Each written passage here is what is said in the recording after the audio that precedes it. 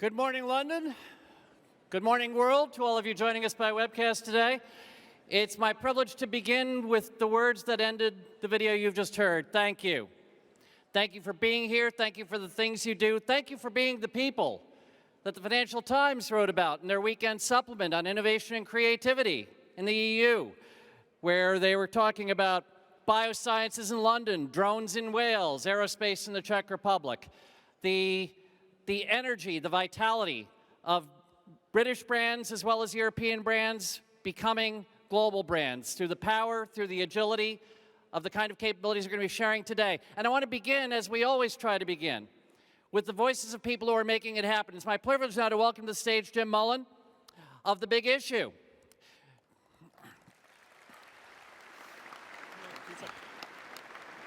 Jim, I was down on High Street the other day, yesterday afternoon, and there was a fellow in a red vest selling copies of The Big Issue. And I know that there are people who have walked past people, selling The Big Issue time and time again, and never really known what was going on there. I know you're a nonprofit, but you're not a charity. Tell people what they're seeing when they see that vendor out on the street. Well, effectively, every time you see a vendor in any part of the country, you're actually seeing a micro business. You see someone who is self-employed, you see someone who makes an investment in themselves every week of the year. And frankly, given the lack of support there often is for people who find themselves troubled in the way that lots of our vendors do, this self-help model has always been the way that The Big Issue has worked. We believe in trade, not aid. And so you call these people explicitly your customers, not your clients, not your wards. These are people who are doing a business to get back into the gears of the economy when a life incident in the last few months might have put them on the street. The relationship between ourselves and the vendors tends to be probably more accurately described as a wholesaler-retailer relationship. We provide products at bulk end, and our distribution network is facilitated by a range of self-employed vendors who are trying to make lives for themselves, who are trying to improve their circumstances, who are trying to find routes out of the circumstances that they currently are in, and looking at economic solutions that create lives. As you build that community, what are we able to provide for that to help that move along? Well, last year we worked with 3,500 vendors right across the United Kingdom. This is a highly transient population. And historically, our mechanism for tracking that population has looked a bit like, and is very, very difficult to manage. And the truth of the matter is the implementation of Salesforce, not only helping track what we do and track our business, begins to add added social value where our intelligence about the troubles that confront our vendors can be transported around the country and can be ported logically and simply. Well, it's a whole new concept of the connected customer. Thank you so much, Jim. Jim Mullan with The Big Issue. Thank you, Jim.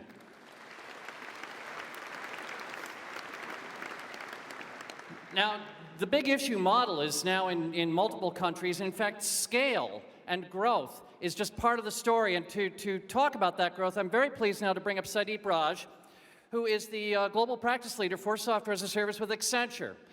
By far, the world's largest practice of getting stuff done in companies with this model. And Saideep, I don't think I ever talked to a partner without mentioning Accenture, and that you are, I believe, more than twice the size of the second largest practice, and yet still growing at what I'm told is still on the order of 100% year on year.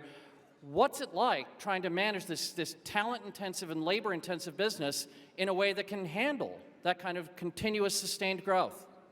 Well, Peter, first of all, it's great to be back with you here again in London. On this question of growth, we're seeing this tipping point at our clients where more often, very simply, they're driving bigger, broader business outcomes using Salesforce.com as an enabler. And that's demanding scale. And for us, that means more than just growing people. So we have over 3,600 people focused on Salesforce.com at Accenture. More than twice the number of certified of any other company. But today, we are absolutely proud of making an announcement of Accenture intelligent tooling focused on Salesforce.com delivery, accelerating the pace and the quality that we have around Salesforce projects. So imagine the solution engineering suite that we have already as part of this announcement used at 50 projects so far to speed delivery. The asset library, over 160 assets, proven and tested, that our clients are taking advantage of. So we're absolutely thrilled that we're fueling that tipping point for ROI at our clients. So we're talking about addressing challenges of scale by structure, by automation, by helping to provide consistent quality in a business that's always been very difficult to do that with because it is so talent intensive. What next? I mean, I've talked with people like Beth Betcher at Accenture about how old labels like implementation partner completely fail to capture the breadth and the vigor of the conversations you're having with your customers. Tell me about some of those conversations. Well, you know, I think the theme is around industry, and you can see amazing investments that Accenture and Salesforce are now making in industries. So for the telecommunication providers, for the life sciences industry with the Accenture Connected Physician solution, what you can see is these full force solutions that we're developing for these industries. And we actually have a great example of in the comms industry this afternoon. Vodafone are presenting at our breakout their amazing transformation story, 1:30 at level 3 of this center, and it's an amazing story for people to hear about. So that 1:30 breakout is going to be an opportunity for people to drill in depth on one of the most interesting industries in the world and how it's being transformed by this. Saideep Raj with Accenture, thank you.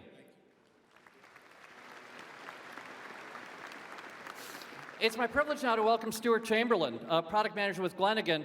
Stuart, Glenigan's not a consumer brand. I wonder if you can tell people a little bit about what you do and about some of the things that you've been doing that have kind of changed your view of IT by the way you've been able to adopt and adapt with Salesforce.com. We implemented Salesforce as a group company over 2 years ago, and we implemented that as a CRM solution. And Glenigan researches construction projects in the UK, and we sell that information back to the industry. And we've taken Salesforce on a lot further than just using it as a CRM system. Last year we built our first product on the solution. This year we're now launching in the end of this year another solution with 40,000 community licenses. I'm sorry, you've gone from 0 to 40,000 in how long? In 2 years. 2 years, that's extraordinary. One of the things you've shared with me is that a traditional conception of IT as you'd better get it right because it'll be 3 years before you get to change it. You've really had a change in point of view within your organization. Say, you know what, you can get the things you need right away and then adapt in a much more agile way. Is that a message that you feel is not as broadly understood as it should be? Yeah, I think when you go into a big implementation like Salesforce, you kind of think, well, we've got to get all these processes right from the start, but Salesforce gets you up and running really quickly. And I would say that the best thing is to kind of use 100% of it and then change the 10% you don't need or that you can't use, rather than go in with a mindset of making it work 100 for your process at the moment. Because you'll probably find that a lot of the processes that Salesforce will make you work in that way are actually fine. So just get in, get your hands dirty, and don't worry too much. And in fact, you've pulled multiple brands into a single org after the fact, and it's working, yes? That's right, that's right. That was a challenge with thousands of different products and it was 43 brands on a single instance. That was a challenge to make work. But if you do it bit by bit, then you can do it. It's easy to change, and the fact that there's no hardware, there's no infrastructure, just makes things really simple. It's very. I couldn't say it better. Thank you so much, Stuart. Thank you. Stuart Chamberlain from Glenigan. I have the distinct privilege now of being joined by a colleague of several years standing now. Xabier Ormazabal has been our guy in any number of cities. In fact, Xabier, you and I believe, first worked together in Madrid. Now you're head of UK marketing. And I distinctly remember the first time that you and I were going to meet customers together, we were actually talking about how should we translate the word cloud into idiomatic Spanish. I don't think we do that anymore. It would be like translating the word cigarette. I think the cloud conversation has materially changed during the time that you've been in this role, and I wonder what your view for the people in this room and beyond it would be about what should that conversation be now? Absolutely. Thanks a lot, Peter. I mean, I think really in the last 9 years, we've seen such an explosion of cloud computing in Europe, and we've been really a great part of that. So you're right, it's become something that's become commonplace, where companies are really aware of this. So I think it's really for people to understand what's the next step. What's the next step on that transformation with social, mobile, connected solutions? How can they really expand their solutions and their presence in the market today?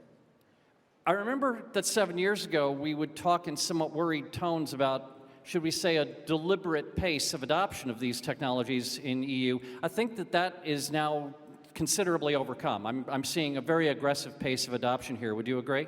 Absolutely. And I mean, George will speak to some of those figures in the keynote, but we're seeing great customers all across the board in the UK, France, and Germany, and we're seeing a lot of really great acceptance in emerging markets. Well, we look forward to hearing more about those examples in the keynote later. Xabier, thank you so much for being here today. Thank you. Salesforce.com is a publicly traded company in the United States, so you all know what's coming next. In the event that in our enthusiasm today we should make any forward-looking statements, please don't use them as a basis for doing business with us, but confine yourself to the language of the investor relations statement, which you can read if you need help sleeping on the plane on your way home tonight. Thank you so much.